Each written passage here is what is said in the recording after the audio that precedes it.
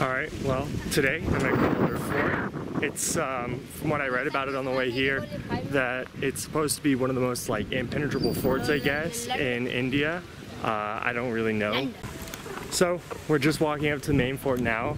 It's very beautiful. It's still painted. I don't know when the last time it would have been painted was, but you can see behind me it's blue and there's still some, like, yellow painting on there. Come with me.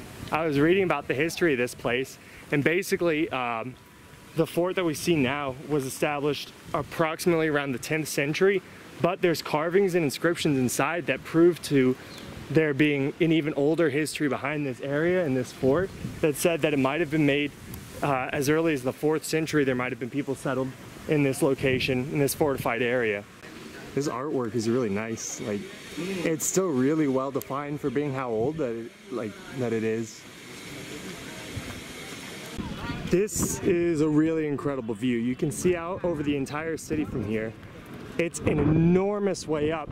I was actually reading, so it's pretty windy, I'm sorry about that, guys, but I was reading that in 1857 there was actually a queen who, they were doing a rebellion against the British, and some queen came here, and she was actually in here, and when the fort was about to be surrendered, she got on her horse and just rode off and killed herself and her horse off of these walls. So seeing how high up it is, that's, you know, something to think about.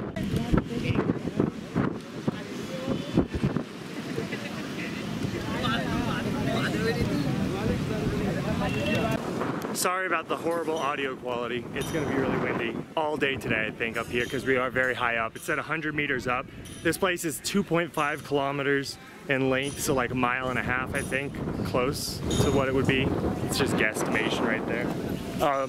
Anyways, this place actually came under very quick succession of first the Mughals, then the Maratha Confederacy, and the British East India Company, which would be three of the major players in like the latter half of Indian history, leading up towards independence and then, or British annexation and independence, I guess. But yeah, all three of those places had a huge impact on India as a whole, especially the Mughals. I would say them probably the most, because they were here the longest of the three.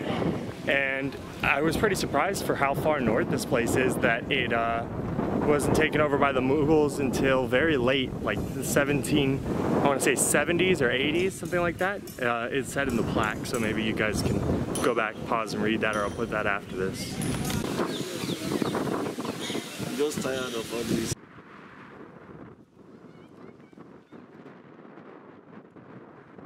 What is this like? This is The shower of Tuan. the Shower of Tuan. There actually you can see that. So if I had to guess, this is probably the water source for the fortress. They basically would have probably built this to be an aquifer to hold everything while they were up here besieged, but there's going to be a sign over here. So let's read in a second and see what it says.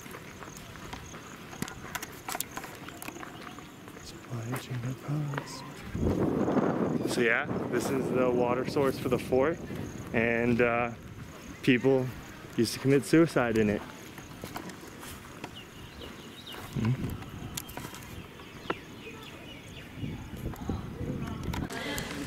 Wow, this place is like incredible. Like all around there's hills and other hills you can see, but this one stands very clearly over the top of all of them.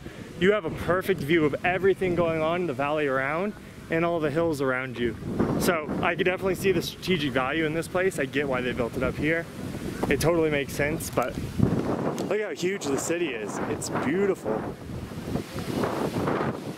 You see all of Gwalior from up here, and it's in every direction. Every direction you look out from one of the edges of this, you'll see more and more city. City this way, city that way, city that way. All the way around. As you walk around the fort, there's signs and signs and signs talking about different dynasties that owned this place at different times.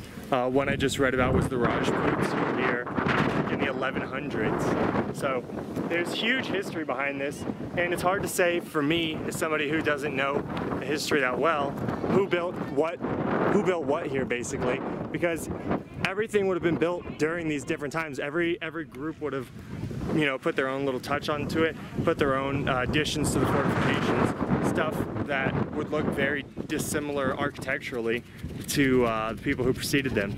So it's really cool to just kind of look out here, and even though I might not notice it, right, there is huge diversity in things that are actually built here. I don't know how good it'll look in the video, but this is like a very rough map of the fort from the top.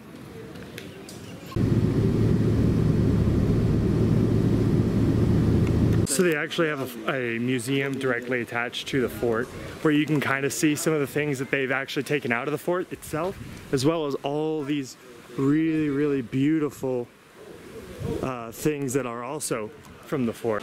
So inside the museum, there's actually statues of all three of the major religions that really made up Indian history, not counting the ones that came from foreign countries like Islam and Christianity. There are statues made by Jains, Buddhists, and Hindus, all in there kind of showing the really, really long history behind this fort. दो train है वहाँ से। एक 5 बजे है, एक 5 बज के 10 मिनट में नहीं है, मॉर्निंग में नहीं है।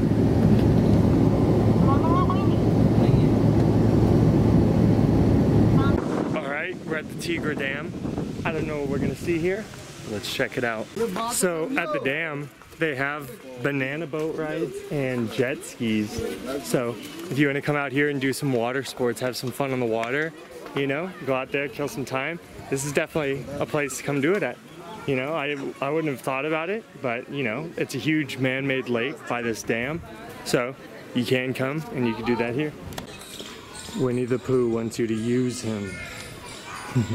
Namaste dog. Namaste dog. How are you, dog? They have geese. Namaste.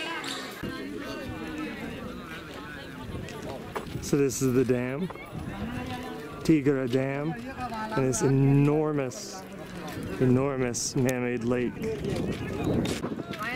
Raja, do people from Gwalior come here a lot to relax?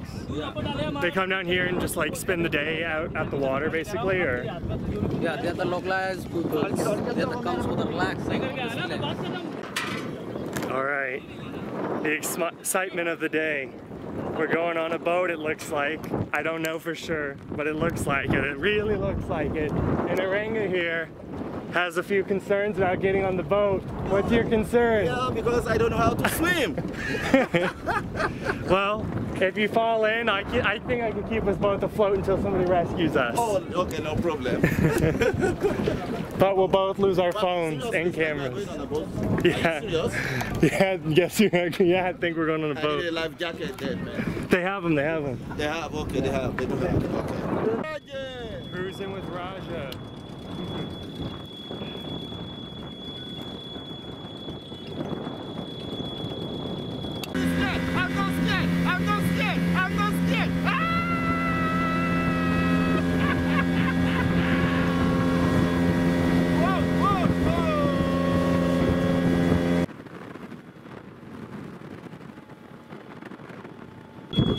Well, I think that's going to be the end of our boat tour. We didn't go in the water, so Oranga's safe. Oh yeah. We're all good. I'm safe.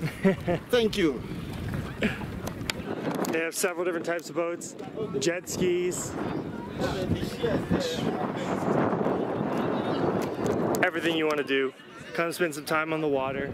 They're not super long, but they're kind of fun. Come out here, you know, and there's people fishing all along the banks. So if you want to fish in India, this is a place to fish. Raja just got us some Indian street corn. Here you go. There you go. So I'm gonna let you guys know how this comes out. See that? Did you like it? Yeah.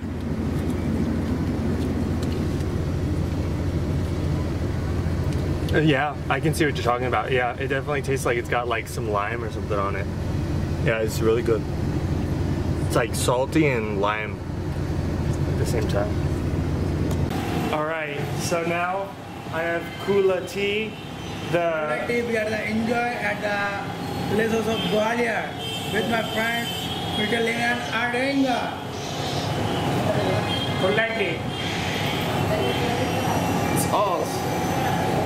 Get out, be careful. What is it? It's very, very hot, but that's very sweet, and it has a really great flavor.